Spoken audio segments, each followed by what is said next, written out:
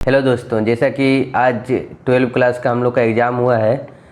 Term 1 और term 2 दोनों एक साथ हुआ था, जिसमें से कि बहुत सारे स्टूडेंट्स का उत्सुकता थी आज कि ऑब्जेक्टिव में मेरा कितना सही हुआ और कितना गलत। तो आप लोग के लिए ये वीडियो देखना बहुत ही ज़रूरी है, तो ध्यान से वीडियो में बने रहिए। और अभी तक अगर मेरे चैनल को आपने सब्सक्राइब नहीं किया है तो जल्द से जल्द सब्सक्राइब कर लें। सबसे पहले 1 नंबर क्या लिखता है कि कौन, जो नीचे में ऑप्शन दिया हुआ कौन ऐसा है जो कि पार्टनरशिप का फीचर्स नहीं है।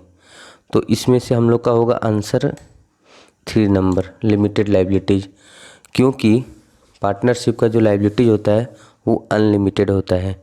ठीक है, नेक्स्ट क्वेश्चन देखते हैं 2 नंबर। अगर पार्टनरशिप डीड नहीं है, ठीक है, पार्टनरशिप डीड नहीं है तो इंटरेस्ट ऑन कैपिटल पे कितना इंटरेस्ट दिया जाएगा। तो इसका आंसर होगा 3, क्योंकि पार्टनरशिप डीड नहीं रहेगा तो इंटरेस्ट ऑन कैपिटल नहीं दिया जाएगा। नेक्स्ट हम लोग का आता है 3 नंबर कि the relationship of partners with the help with the firm is that of an agent an owner या एन ओनर एंड एजेंट। तो इसका आपका आंसर होगा 3 नंबर। तो एक चीज़ क्लियर करवा देते हैं कि ये किसी स्टूडेंट्स का क्वेश्चन आंसर है। ठीक है, किसी स्टूडेंट्स का क्वेश्चन है, तो इसमें जो भी आंसर लगा हुआ है वो सही भी हो सकता है या गलत भी। हम जो टिक लगा रहे हैं उसको सही माना जाएगा। नेक्स्ट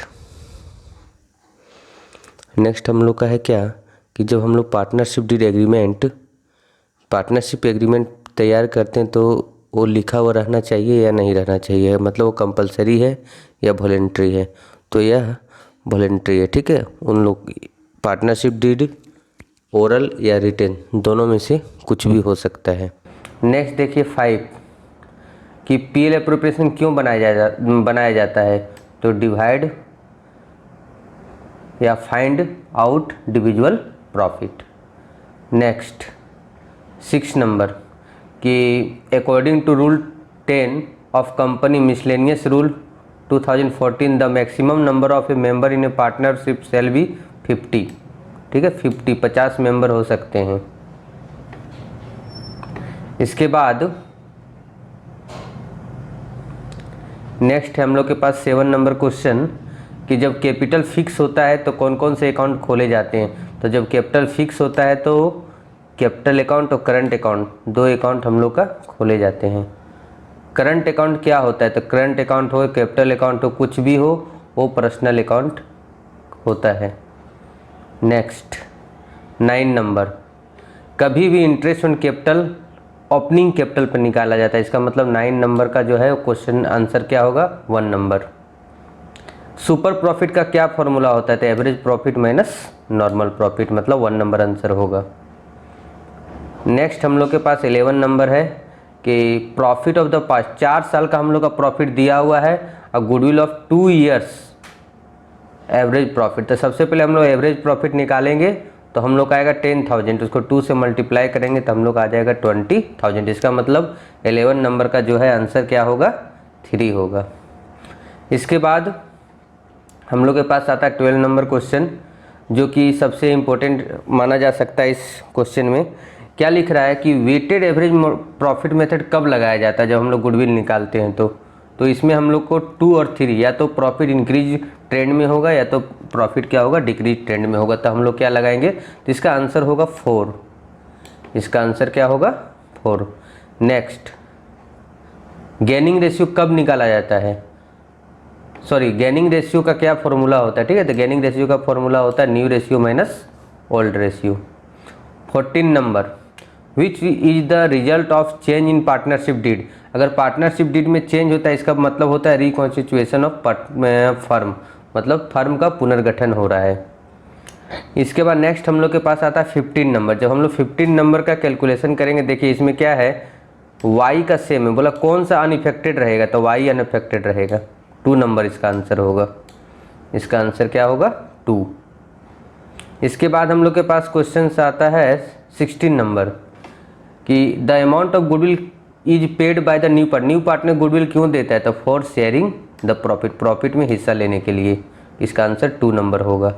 17 कि हम लोग का ए और बी पार्टनर था, 3:4 में डिवाइड कर रहा था। सी वाज एडमिटेड, सी आ रहा है 1/5 के लिए। तब जब आप इसको निकालिएगा, जब हम लोग कैलकुलेशन करेंगे तो इसका आएगा 12, 16:7। ठीक है, इसका आंसर नहीं देखिएगा, ये हम बोले तो पहले ही किसी स्टूडेंट्स का लिया हुआ ये क्वेश्चन पेपर है। इसके बाद नेक्स्ट 18 नंबर, सेक्रीफाइस रेशियो कब निकाला जाता है? एडमिशन ऑफ ए पार्टनर, जब कोई पार्टनर एडमिट होता है उसमें निकाला जाता है। 19 नंबर क्या है कि अगर किसी एसेट्स का if at the time of admission of a new partner profit and loss account balance appear in the book, अगर कोई पार्टनर का एडमिशन हो रहा है उसमें हम लोग का प्रॉफिट एंड लॉस अकाउंट में बैलेंस दिया हुआ है तो कहाँ जाएगा? तो ओल्ड पार्टनर्स कैपिटल अकाउंट में, पुराना पार्टनर जो है उसका कैपिटल। इसका मतलब इसका आंसर कितना होगा? थर्ड होगा। नेक्स्ट 20, गुडविल जो कैश में लाया जाता है न्यू पार्टनर के द्वारा उसको क्या बोला जाता है? तो उसको प्रीमियम बोला जाता है। उसको क्या बोला जाता है? प्रीमियम। अगर कोई पार्टनर एडमिट हो रहा है उस समय अगर कोई एसेट्स इंक्रीज करता है तो उसको कहाँ दिखाएंगे? रिवैल्यूएशन अकाउंट में। ठीक है, रिवैल्यूएशन अकाउंट में ही हम लोग दिखाते हैं, क्रेडिट साइड में इंक्रीज होगा तो। नेक्स्ट 22,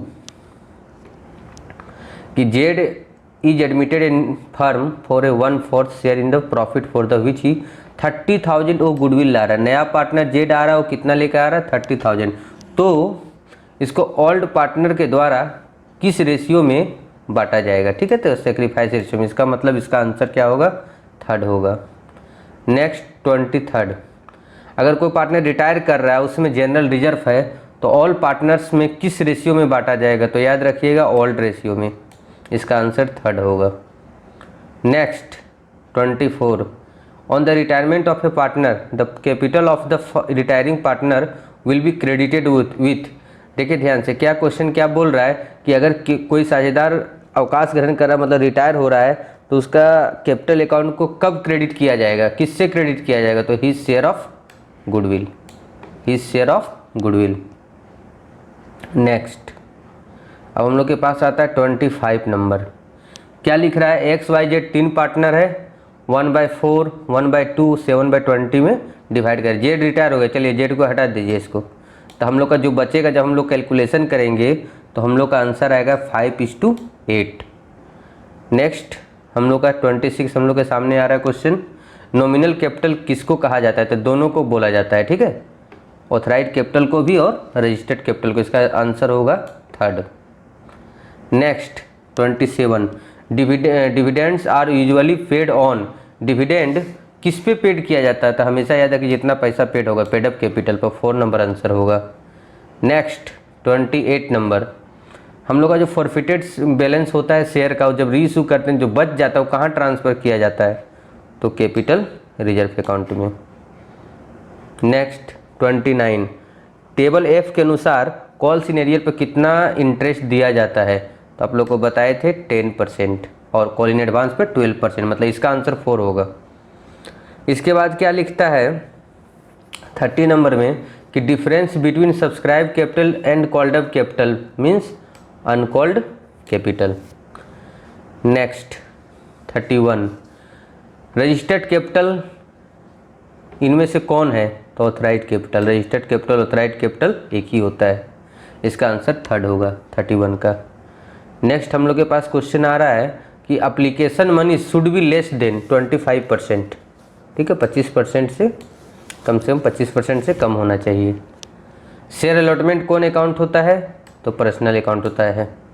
33 का 1 नंबर होगा। उसके बाद क्या लिख रहा है 34 कि अगर प्रीमियम है तो किस इंस्टॉलमेंट के साथ आएगा? तो हमेशा याद रखिए इन्फॉर्मेशन नहीं रहने पर अलॉटमेंट के साथ होता है। अब हम लोग के पास 35 को नंबर क्वेश्चन आ रहा है, ज्वाइंट स्टॉक कंपनी क्या होता है? तो एन आर्टिफिशियल लीगल पर्सन, एक कृत्रिम व्यक्ति होता है। नेक्स्ट 36, डिस्काउंट पर जब जो शेयर हम लोग फॉरफिटेड किए थे उसको अगर डिस्काउंट पे रीइशू करते हैं तो क्या डेबिट करते हैं? क्या डेबिट करते हैं? तो 2 नंबर शेयर फॉरफिटेड अकाउंट। 37 हम लोग के पास आ रहा है कि व्हेन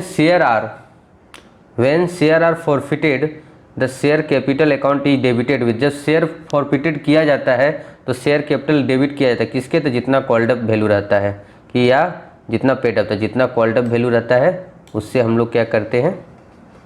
मल्टीप्लाई करते हैं। ठीक है, कॉल्ड अप वैल्यू होगा। 38 नंबर, शेयर अलॉटमेंट क्या होता है? तो personal account. 39 minimum number of member in public company 7 होता है, प्राइवेट कंपनी में 2, तो इसका आंसर 2 होगा। इसके बाद हम लोग के पास लास्ट क्वेश्चन आता है कि फॉरफिटेड शेयर का बैलेंस को कहाँ ट्रांसफर, ये क्वेश्चन रिपीट कर दिया गया है, क्वेश्चन 2 बार आ गया है, तो ये हम लोग का 40 का 2 होगा।